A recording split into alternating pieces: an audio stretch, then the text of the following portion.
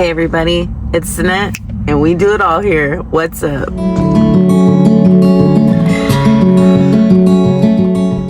Alright y'all, welcome to another episode of Car Conversationals with me, where you get to know me a little bit better and we just talk about life, what's going on, stuff about me, so you get to know me a little more. And sometimes I'll be using new products and different stuff, so I'll be showing you guys. This is my lotion I use. Honestly, I forgot to put on sunscreen today. I don't even know what I was thinking. I didn't get no sleep. And honestly, I need sunscreen today because, like, man, we've been working so hard trying to throw all these pallets of trash out from my workplace. Like, oh my goodness. So I'm at the other building today. Hopefully I'll be able to vlog a little bit for you guys, since people like my vlogs better than my other stuff as of right now. And I'm, like I said, still learning how to, like, do videos and upload. So, like, I'm going to be changing stuff up.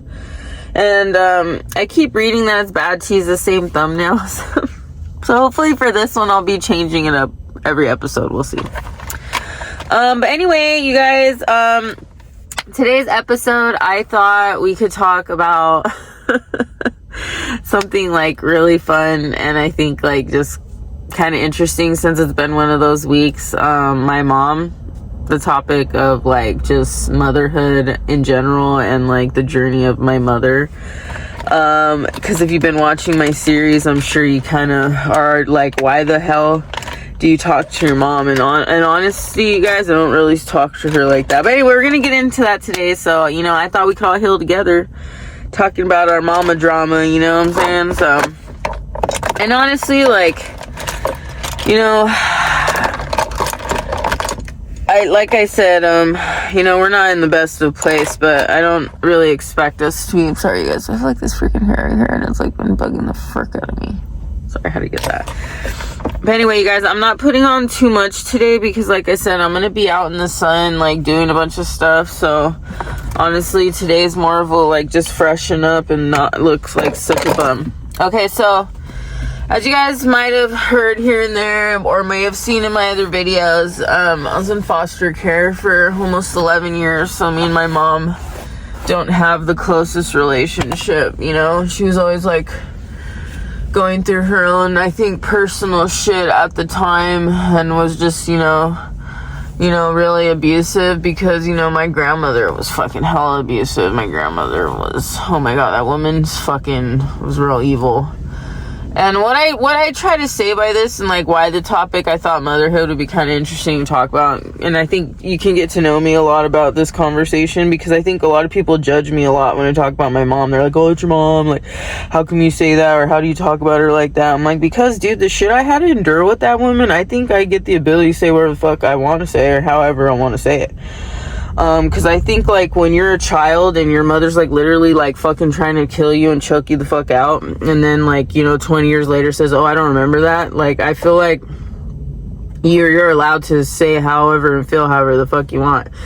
And I feel like me and her are finally at a place where she allows me to say however I feel, however I want, and it just kind of, like, we move on and accept it from there, and maybe, like, we discuss it more in depth. But I think we've moved past that whole point of, like, me feeling like I can't express how I feel, because I think that was the main thing in our relationship that, like, kept us from having one, you know.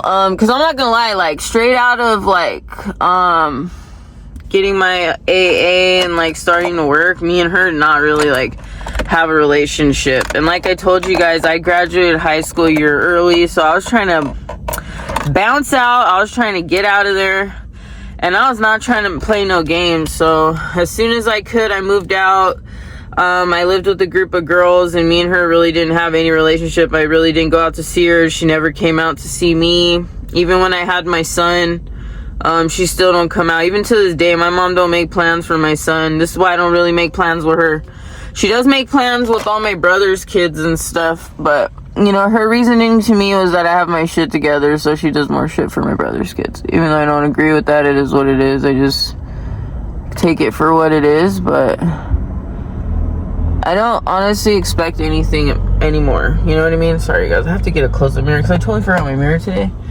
But yeah, I don't expect anything anymore from her. I kind of just take what I can get. But I do explain to my son that the reason that she doesn't do that much for him is because of me.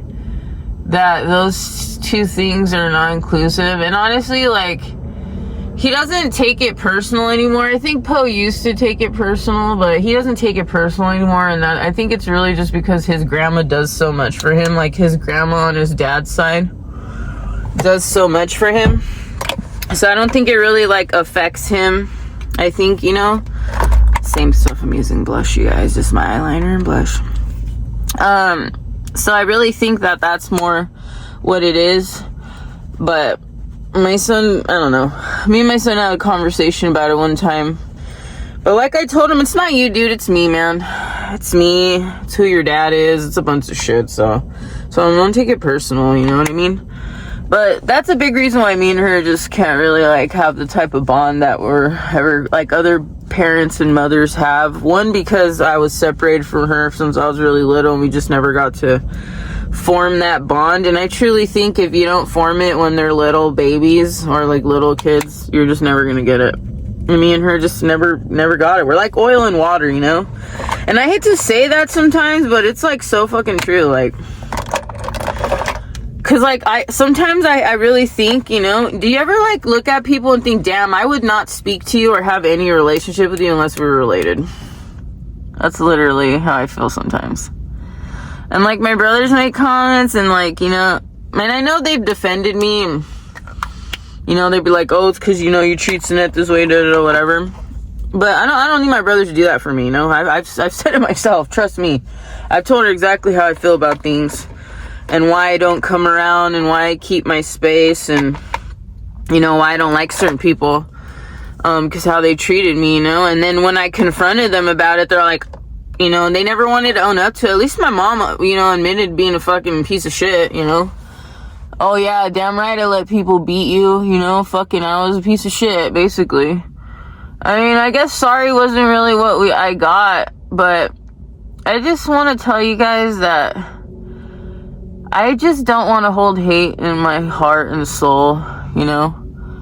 I found the Lord, and I go to church and I read the Bible, and I know I'm not, like, the most best Christian, so I don't push it on people, but I know the Lord works through me, and I've relied really heavy on him to get through that part of my life and healing towards my mother. And like I said, I don't push people towards Christianity, and, like, I just speak how it made me feel and how it helped me through my life. And you can take my testimony and take it as you will, but I will say that, like, I needed that at the time, you know. So I think through that and, like, having really big falling outs, you know, well, not falling outs, just like I said, expressing myself with her, you know, I think put us in a different place, you know. And then I had my daughter. That really changed the, I guess, situation, you know.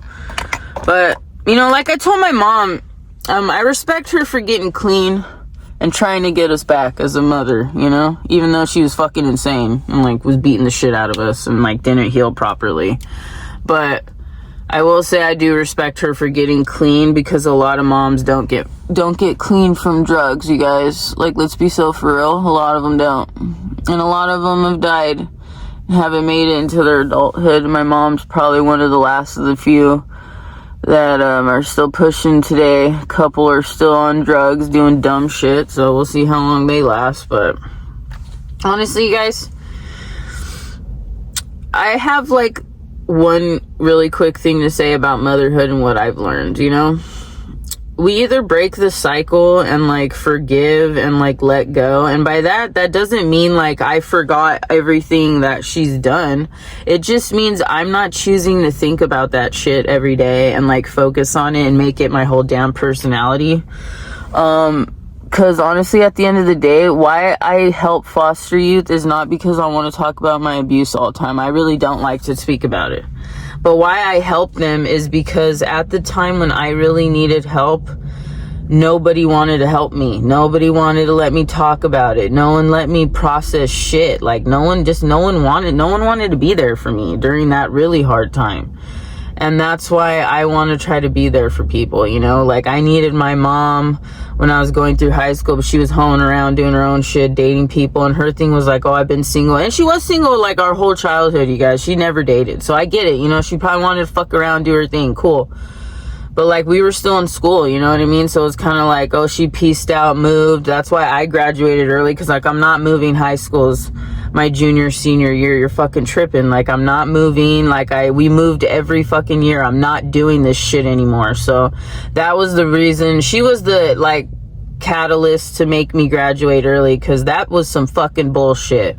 I was like, are you fucking kidding me? Like I just bust my ass to finish school, and your ass is gonna pull some shit like this? Like, oh, you want to be happy you found this dude, you're gonna fucking move us when we're in our junior and senior year? Like, you're fucking shitting me right now.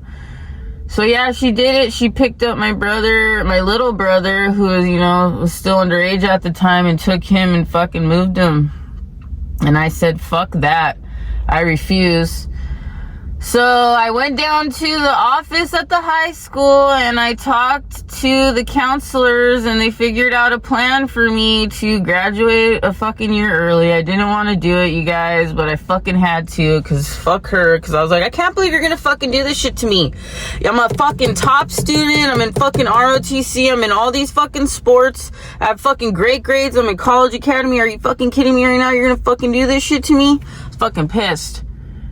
So, yeah, so basically, that's basically how me and her really just had a really horrible falling out at the time. She was supposed to do a lot of shit for me for ROTC. She refused to go to the fucking meeting. She didn't want to buy me my cap and gown. It was just all that shit that was pent up. So I just, me and her just never are gonna get, it's not that we can get past it. It's just that, like, you've already displayed to me in so many instances that your care is only in the way that you want it to be when you feel that you want it to be. And I can tell by, like, you know, she does group chats with, like, my cousins and other people, and, like, you know, she never plans shit with me or my son.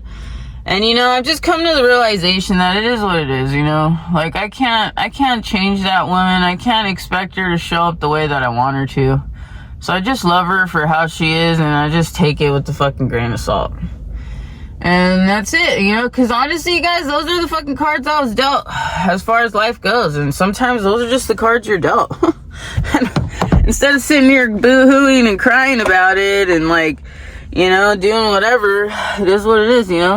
And if my son chooses to have a relationship with her when he's an adult, which I highly doubt, because, you know, my mom, like I said, doesn't really have a relationship with him, that's on him, you know.